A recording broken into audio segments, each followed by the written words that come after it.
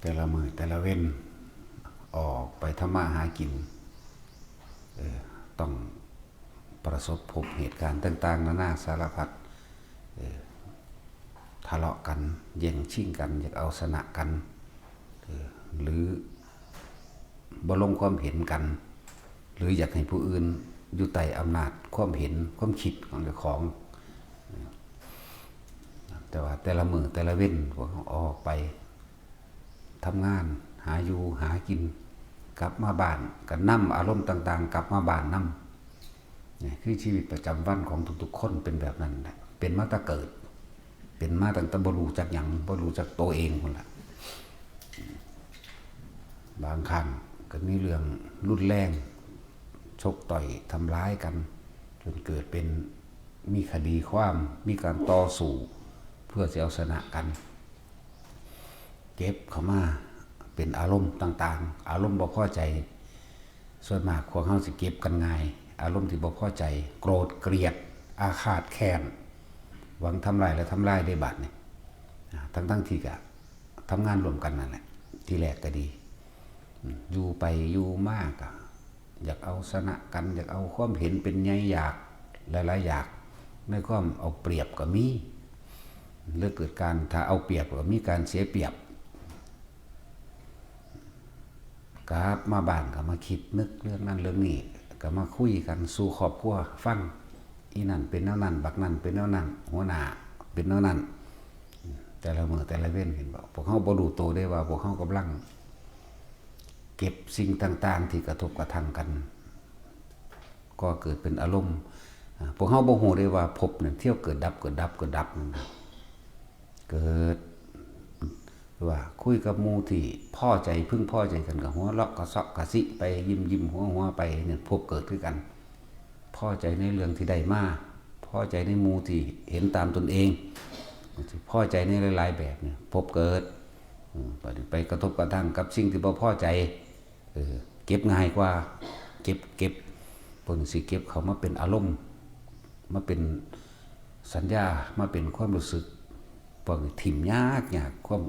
อาแขกขาดแค้นกันความอยากเอาชนะกันบางทำลายกันเก็บง่ายพวกนี้เก็บมาใส่ใจง่ายมาเป็นพันธสัญญามาเป็นความอาฆาตบาดหมางมาเป็นความจองร่างจองเวรกันแบบเป็นครูอาฆาตตายล่ะบ่ฮู้บ่อารมณ์ทั้งสองบ่ว่าสิเป็นอารมณ์พอใจดีใจที่มันได้ดังที่ความเห็นเจ้าของเองพบเกิดเสียใจบ่พอใจบ่ถูกใจอาฆาตแค้นกับพบเกิดคือกันจังหวะพวกเฮาบ่ฮู้จักวิธีการเกิดของตัวเองวิธีการเกิดของตัวเองนั่นแหละความคิดอันใดที่ปะปนเข้าไปด้วยอารมณ์ความรู้สึกพอใจกับไม่พอใจพบได้เกิดขึ้นแล้วถ้าเกิดว่าเฮาตายในขณะนั้นอารมณ์ค้างสัญญาอารมณ์นั้นค้างในขณะนั้นอารมณ์โกรธไปนรกอารมณ์มีความจักใดใครควรอยู่ตลอดในความโลภเปรตอารมณ์หลงไหลในวัตถุสมบัติหรือหลงไหลในเขายกย่องตัวเองว่าตัวเองดีว่าตัวเองหลายๆอย่างที่เก็บมานั่นคืออารมณ์เดรัจฉานนี่แหละจึงบอกว่าส่วนมากเราเข้าบ่ได้รู้จักตัวเองเลยว่าแต่ละมือแต่ละเว้นที่เขาออกไปทำมาหากินกระทบกระทั่งคุยกันกระทบกระทั่งทั้งคุยกันเรื่องนั้นเรื่องนี้กระทบกระทั่งทั้งเวลาทำงานเมื่อยล้าจังสั่นจังสี่บางที่ก็บ่ไปผิดกับไผผิดกับเจ้าของเองโมโหเจ้าของเองเวลามันเมื่อยมันล้ามันแบกของมันหนักหรือมันเฮ็ดบ่แล้วโมโหให้เจ้าของก็มีแน่ทะเลาะกับตัวเองกันยังทะเลาะไหมเมื่อยแม่มึงแท้ไปแล้วคิดไปได้บัดน้อยใจในวาสนาว่ากับของเกิดมาบ่มีบ่ลำบ่รวยคือหมู่จังสั่นจังสี่นั่นแหละในขณะนั้นน่ะภพนี่เกิดดับก็สิไปตายข้างอยู่ในพันธสัญญาอารมณ์ตรงใดนั่นแหละนี่ที่เพิ่นว่าสัตว์มันเกิดมาเพิ่นเลยเอาคำว่าบ่รู้ขึ้นมาแทนว่าเป็นอวิชชาวิชาแปลว่ารู้แปลว่าความรู้ อวิชชาไปว่าบ่รู้บ่มีความรู้ตามความเป็นจริงพวกเขาก็เลยพากันเวียนว่ายแต่เกิดบ่มีไผเฮ็ดให้เด้ล่ะบ่มีผู้ใดโดนบันดาลสุขทุกข์ก็ตัวเองคิดเองเป็นเองถ้าเฮาฟังทำอยู่เรื่อยๆแล้วเฮาก็ใคร่ควรตามประสบการณ์จริงในชีวิตจริงของแต่ละมื้อน้อมเข้ามาเบิ่งใส่ให้มันตรงกับสิ่งที่ตัวเองเป็นเด้อสิ่งที่เฮาบ่รู้ว่าพบเกิดคือแบบใดก็นี่แหละที่บอกพบเกิดเพราะว่าอารมณ์ความรู้สึกเฮาเป็นพันธสัญญาแห่งอารมณ์ทั้งหลายอันก็เกิดจากความคิดอยากได้ดังใจเอาความเห็นเป็นใหญ่มั่งเอาความอยากได้ดังใจน่ะพอใจนั่นแหละเป็นใหญ่นั่นแหละพบมันเกิดแบบนั้นพอใจก็เกิดบ่พอใจก็พบเกิดเฮาบ่ฮู้ว่าตายลงในขณะนั้นสิไปไสนี่ตายลงในขณะนั้นพอดีหัวใจวายของขาตัวเองหัวฟาดพื้นตายตกบันไดหัวฟาดพื้นตายพวกนี้อารมณ์ที่มันยังค้างคาอยู่มันไปตามอารมณ์นั่นเด้ตัวจิตนี่เคลื่อนที่ไปสู่เนรยคติภพมั่งเปรตมั่งเดรัจฉานมั่งได้พวกนี้ส่วนมากอารมณ์ดีๆหรือสิ่งที่เฮาเคยทำบุญทำทานไว้บ่ค่อยคิดถึงเพราะว่ามันนานๆจังทำทีหนึ่งจังคุยกันเรื่องทีหนึ่งแม้กระทั่งว่ามาวัดมาทำบุญในวัดมาให้ท่านเป็นเทศกาลกฐินผ้าป่าวันนี้กับพ่อตาเห็นพบปะหมู่พวกก็คุยกันพุทธสารทุกข์สุขดิบคุยกันเป็นจังไดมีหยังแน่ได้หยังแน่เป็นหยังแน่ลำบากยากแค้นทั้งๆก็คุยกันเรื่องลำบากยากแค้นอยู่หั่นแหละจังว่าพวกเฮาบ่รู้อารมณ์ความรู้สึกต่างๆที่พวกเฮาแสดงออกซึ่งกันและกันคำว่าอัตตาตัวตนก็คือความรู้สึกในความพอใจและบ่พอใจนั่นแหละเอาความเห็นเจ้าของออกมาแสดงแต่ละคนจากประสบการณ์ตนเองจากสิ่งที่ได้ยินได้ฟังได้รู้ได้เห็นได้เป็นมานี่เอาความคิดนี้ออกมาสาธยายบรรยายสู่กันฟังนะอะไรที่ว่าคนเฮามันมีอย่างอยู่ในภายในความรู้สึกแห่งตนเองภายในใจภูมิจิตภูมิธรรมหรือความรู้สึกนั่นแหละมันจะแสดงความรู้สึกต่างๆนานาสารพัดออกมาแม้กระทั่งว่ามาอยู่วัดจังซี่คุยกันซุบซิบเมามั่นเข้าไปนี่นะนั่นแหละจังว่านี่แหละคือวิธีการเกิดของพวกเฮาเองทั้งหลายที่พวกเฮาก็บ่รู้เวลาพวกเฮาพันธสัญญาจดจำจากสิ่งที่ได้ยินได้ฟังได้รู้ได้เห็นได้เป็นก็แสดงความคิดเห็นต่างๆออกมาจากตัวตนแท้ๆของเจ้าของเองคืออารมณ์ความรู้สึกนั่นเองจึงว่าทิฏฐุปาทานยกความเห็นของตัวเองเป็นต้นเป็นประธานเป็นใหญ่หรือศิรพุตตปาทานจากสิ่งที่ตัวเองได้ยินได้ฟังได้รู้ได้เห็นได้เป็นมาได้กระทบมาได้รู้สึกมาจดจำเป็นพันธสัญญาเอาไว้กามุปาทานตามสิ่งที่ตัวเองพอใจในรูปร่างลักษณะท่าทางของบุคคลมั่งของสัตว์มั่งของสิ่งของมั่งในอากาศมั่งพอใจในอากาศมั่งพอใจบ่พอใจในอากาศมั่งนั่นแหละในห้อนในหนาวในดินแข็งเกินไปดินดีนี่พอใจนั่นนี่ว่าดีอัตตวาทุปทานอารมณ์ความรู้สึกนั่นแหละชื่อว่าเป็นตัวตนที่แสดงออกมาทางปากเข้าเองเลยอัตตวาทุปทานแสดงความรู้สึกของเจ้าของที่มันมีอยู่นั่นแหละพันธสัญญาที่เจ้าของผูกไว้ยึดไว้เพราะเรื่องความยึดมั่นถือมั่นที่พวกเขาบ่รู้มีแต่ว่ามาทำบุญก็เอาของมาท่านใส่บาตรท่านผ้าท่านเงินหรือของอำนวยความสะดวกต่างๆอาหารยารักษาโรคขนมที่อยู่อาศัยและเครื่องอำนวยความสะดวกหลายแบบแต่ว่าบ่ค่อยคิดถึงมันสิ่งที่คิดถึงง่ายที่สุดคือความบ่พอใจอารมณ์โกรธเกลียวกราดซึ่งกันและกันเลยเกิดกลายเป็นผูกอาฆาตกันตลอดทั้งบ่ให้อภัยกันเกลียดโกรธเกลียดแค้นเขากระดูกดำบ่เผาผีก็ว่าไปนั่นแหละมันเก็บมันบันทึกเป็นสัญญาไว้แล้วเด้มันบันทึกเอาไว้แล้วฉะนั้นเพิ่นจึงมีคำว่าอภัยมั่งมีคำว่าอุเบกขามั่งเข้ามาใส่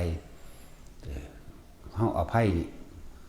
ถ้าเฮาเครียดแค้นเขาเฮาบ่อภัยให้เขาก็คือเฮาบ่อภัยให้ตัวเองเด้ยังแบกยังหลับอยู่เด่นการอภัยให้กับเขานั่นแหละคือการอภัยให้กับตัวเราเองเฮาก็สิเป็นอิสระจากพันธสัญญาในความปฏิฆะอาฆาตโกรธเกลียดแค้นถึงแม้นว่าบุคคลผู้อื่นจักไม่อภัยให้เราก็ตามแต่เราจักอภัยให้กับเขานั่นแหละคือเราจะนำตัวเราออกเป็นอิสระโดยตัวเราเองเฮาเองนี่เป็นอิสระเอง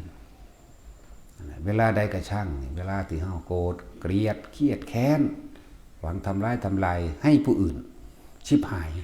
เวลานั้นเรากำลังทำร้ายตัวเองอย่างคาดไม่ถึงถ้าเกิดว่าเฮาตายในขณะนั้นเฮาบ่รู้ได้นั่นนั่นแหละพอความบ่รู้น่ะตายในขณะนั้นตายในอารมณ์พันธสัญญานั้นนรกสัตว์ทั้งหลายที่พระพุทธเจ้าว่าตายแล้วส่วนมากไปอบายภูมิไปอบายภูมิเท่ากับขนโคเลยไหมส่วนสัตว์ทั้งหลายที่ไปสวรรค์และเกิดเป็นมนุษย์อีกครั้งนี่เท่ากับเขาโคหนึ่งเด้ขนงัวกับเขางัวเนี่ยมันหลายกว่ากันนั่นแหละเขาสิเป็นเขางัวบ่หรือเขาสิเป็นขนงัวก็เลือกเอาธรรมะนี่ไปวิจัยไปวิจัยไปแยกแยะไปน้อมเขามาใส่การกระทำของเจ้าของเองน้อมใส่การกระทำความคิดของเจ้าของประสบการณ์ของเจ้าของระวางอารมณ์บดีอารมณ์บาปกังวลร้อนเพราะไม่ได้ดังใจนี่กับอารมณ์ดีบุญสงบเย็นอันใดมันมากกว่ากันเอาไปเทียบเอาไปตวงเอาไปชั่งน้ำหนักในตัวเองแต่ละมือแต่ละเว้นเขาคิดเรื่องใดมากที่สุดนี่แหละวิธีการเกิดของพวกเขาเองก็คือความคิดนั่นเองความคิดมันย่อมอยากได้ดังใจทั้งนั้นอยากให้ผู้อื่นยอมรับอยากให้เป็นไปแบบนี้แล้วเพิ่นจะมีวิธีการฝึกหัดดัดตนเองปฏิวัตินิสัยเจ้าของเองที่มันเคยเอาแต่ใจที่มันเคยเกี่ยวกาดที่มันเคยเห็นแก่โตที่มันเคยโลภที่มันเคยอิจฉาริษยานินทากาวตูใส่ลายต่างๆที่มันเคยอิจฉาริษยากาวตูใส่ลายล้วนแล้วตั้งแต่ความอยากได้ดังใจของเจ้าของอยากให้ผู้อื่นยอมรับหรืออยากรวยกว่าเขาอยากมีเหมือนเขาหรือกว่าเขาแบ่งสิเอาไปทบทวนตัวเองในการกระทำที่มีผ่านมาแล้วชั่งน้ำหนักเบื้องแล้วอันใดหนักกว่ากันบุญกับบาปมันคนละกระเป๋ากันอยู่แล้วมันอยู่คนละช่องบันทึกแต่เฮาบันทึกบุญนี่น้อยถึงบอกว่าอันเนี้ยบ่ดีนี่บันทึกหลายแล้วก็ย่านลืมอีกเด้คนพันธสัญญาตัวนั้นขึ้นมาตีดังว่ากวนน้ำให้คุณว่าล่ะน้ำตกตะกอนลงไปแล้วคิดไปแต่ละมือไปคิดถึง5 ปี10 ปีขึ้นหลังไปคิดถึงคนที่เฮ็ดให้เจ้าของเก็บแค้นสู่เขาบ่ได้กวนขึ้นมาอีกอยากทำลายเขาให้เขาตายอยากเขาชิบหายเบิดโคตรเงามันว่าไปพุ่นเด้ว่าธรรมดาเด้นั่นแหละตอนนั้นกำลังทำลายตัวเองบางที่เขาผู้นั้นลืมเฮาไปแล้วแต่ว่าเฮามันบ่ลืมเขาตินั่นแหละเพราะว่าความคิดเพิ่นจึงให้มีวิธีฝึกหัดสั่งสมสิ่งที่เป็นกุศลกุศลนี่ว่าสิ่งที่เป็นประโยชน์ต่อทั้งมนุษย์และสัตว์ทั้งหลายหรือเอิ้นว่ากุศลโดยตั้งจิตแรกเราคิดนี่จักไม่ทำร้ายเบียดเบียนให้ผู้ใดผู้หนึ่งเสียชีวิตและทรัพย์สินทั้งมนุษย์และอมนุษย์ทั้งคนและสัตว์นี่แต่ถ้าบ่มีความคิดแล้วนี่เป็นกุศลแล้วเราจักช่วยเหลือแบ่งปันในสิ่งที่เรามีในสิ่งที่เราพอทำได้เฮาก็เฮ็ดไปนี่เอิ้นว่ากุศล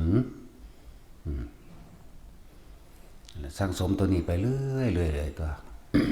บ่แม่นว่าไปคิดคนนั่นแหละถ้าบุคคลใดที่ได้ฟังแล้วเนี่ยธรรมนี่เป็นคำกลางๆธรรมนี่แปลว่าชีวิตจริงประสบการณ์จริงของสรรพสัตว์ทั้งหลายชีวิตจริงความจริงของแต่ละคนที่พวกเข้าผ่านพบประสบมานี่นะคิดดีกับคิดบ่ดีอันไหนมากกว่ากันนั่นเป็นเหตุเป็นปัจจัยสัตว์ทั้งหลายเวียนว่ายแต่เกิดทั้งนั้นบ่ว่าคิดดีหรือคิดเลวก็สร้างส่วนมากก็คือยึดมั่นถือมั่น นั่นแหละต้องฟังอยู่เรื่อยๆแล้วก็ใครควรพิจารณาในตนเองเรื่อยๆแล้วก็ฝึกหัดดัดตนปฏิบัติตนเองเรื่อยๆว่าเขาคิดเรื่องใดมากกว่ากันจิตนี่แปลว่าผู้สั่งสมกับบันทึกเป็นพันธสัญญาเอาไว้จิตกับผู้รู้กับจิตก็สั่งสมเป็นพันธสัญญาเอาไว้เบิดทุกอันนะที่นี่จิตอาศัยการกระทบกระทั่งจากตาจากหูจากจมูกลิ้นกายของเขาเองจึงเกิดอาการคิดนึกปรุงแต่งแสวงหาในความอยากได้อยากดีอยากมีอยากเป็นอยากได้ดังใจเจ้าของอยากมีเหมือนเขาอยากเป็นแบบนั้นแบบนี้เห็นเปล่าเห็นว่าอยากได้ดีมีเป็นก็อาศัยตัวคิดนี่แหละจากสิ่งที่ได้ยินได้ฟังได้ดูได้เห็นมาอยากเป็นแบบนั้นเด้ได้แบบนี้เด้นั่น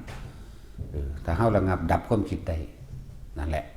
เพิ่นจึงมีวิธีให้พวกเขามาฝึกหัดเอา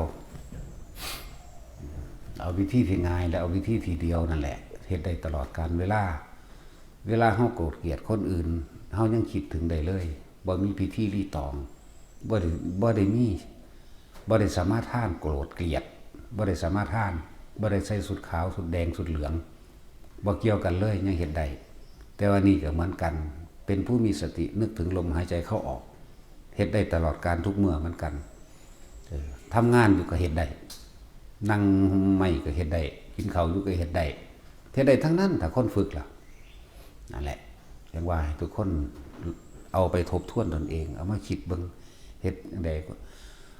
มื้อนึงให้ลองให้มันหยุดคิดได้ทีละนาทีนึง2 นาทีไปเลย3 นาทีไปเลยแต่ละมื้อสะสมเข้าสะสมความบ่คิดจักว่า